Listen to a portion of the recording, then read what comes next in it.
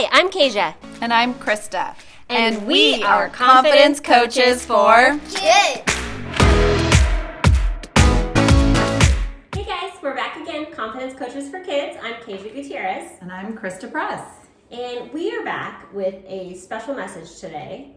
Basically, we're talking to the educators today. We are.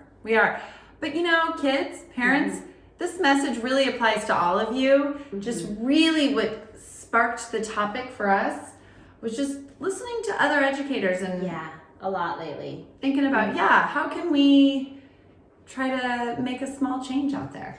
Change. I think if you follow the news, if you spend any time, if you know any educator, there's a lot out there lately about really how hard this job is. And this job has always been hard, but you hear things about dysregulated students, high class sizes, like not enough funding.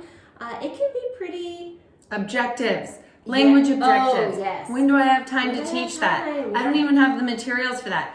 I only have this many copies allotted to me each month. Well, the thing is that, sometimes the problem is that we spend so much time focusing on all the things that are hard that we can lose track of what's really important. Yes, we can. I had the opportunity to sit with some educators recently, and we were just talking about how can we best support all of our students out there, all of our kids, because we have such big hearts, and we really want to be there for everybody. But there are outside factors that we have no control of. Right. No control. We can't control what happens when our students walk out of the building, right? We can't control what access they have or how much access they have to internet or video games. That's out of our hands. But what can we do? Well, the thing is that you may be feeling frustrated as an educator, and a lot of what we're up against feels a bit overwhelming. But the truth is that you do have a choice what you decide to put your focus on. You have a choice about your thoughts and your intentionality. Because if we spend too much time focusing on all the things that are hard, and it's not that it's not, but if that's where our focus is, that's what we're going to see, and we're not going to make a change. We're not.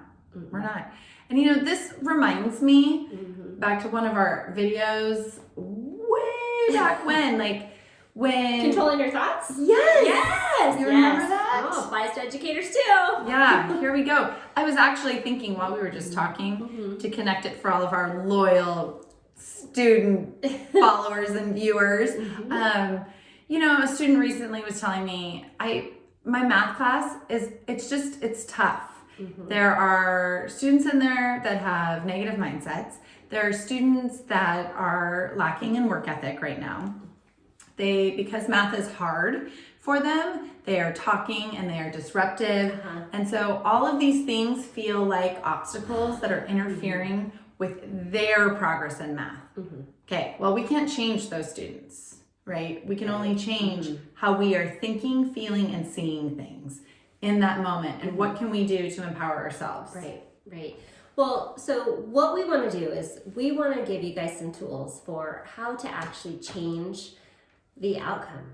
How you're feeling every day. The very first one really focuses on your mindset. And so the very first thing that you have to do is you have to decide to change your focus.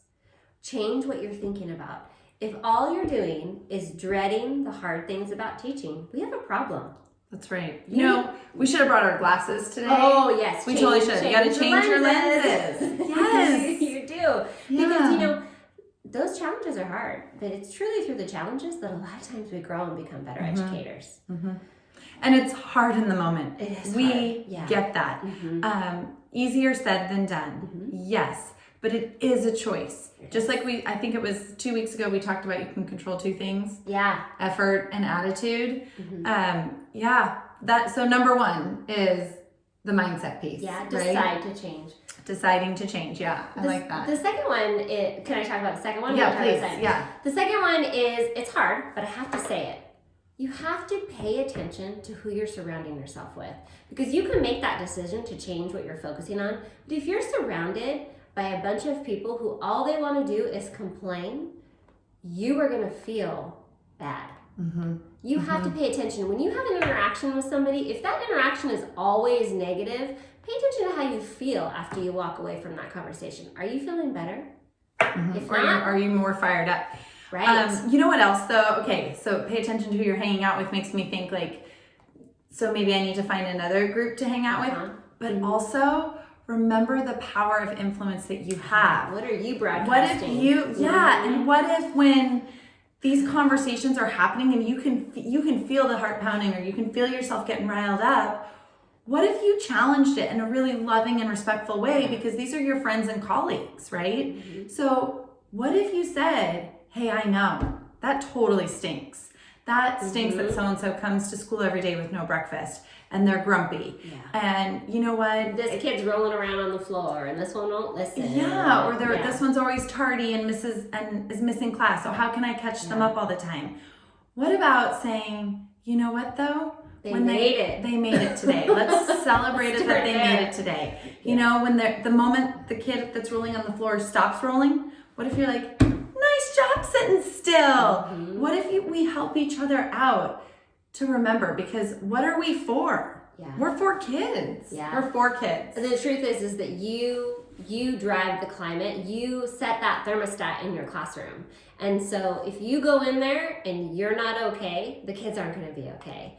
And so if you're the one who's calling out the positive, and I'm not saying that's easy, but if you're the one who's doing that, your kids are going to pick up on that. And so watching your thoughts, deciding about who you hang out with, and really taking care of yourself, right? That's the last one.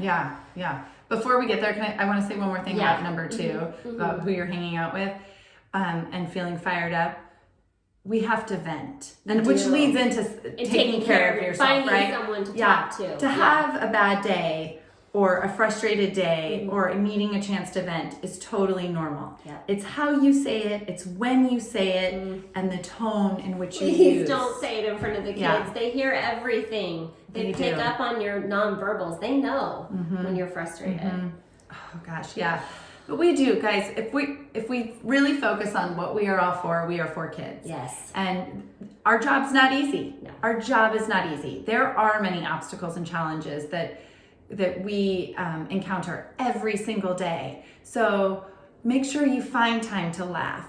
Embrace those awesome moments with the kids, you know? Find that joy. Because really, you got into education because you wanted to change the life of a kid or a group of kids. You can't do that if you're not taking care of yourself and controlling your thoughts. There's that Harvard study where it just takes one adult in a child's life to help them to be successful. And that could be you. It could be. It could be you. Actually, I'm sure it is. I'm sure every single one of you has had at least one moment that you know you have impacted a child. So the point is lobby for that funding. You know what I mean? I mean, talk with your administrators, get that support that you have. Talk to a friend and vent. Thank goodness for you. But don't lose track of your why, which is the children. So we got this, educators. We do. This is not the first time you've had a stressful situation. This is not the first time you've had to grow from something. So don't forget those kids. And you know what? We have the privilege to work with them. We do. We have the privilege. We get to own our nerd. We get to dance, positive pants. Yes, I don't I'm speechless. I just think about all the goofy things that we do. We get to we have the opportunity to be their people. Right. So joke about going to work at Costco or Starbucks. I know, I've joked too. But where will you find the purpose that you get when you're working with kids? I don't think you will. No. So just remember where your heart started. Today, educators, we love you and we got this. We do. All right. Bye, guys.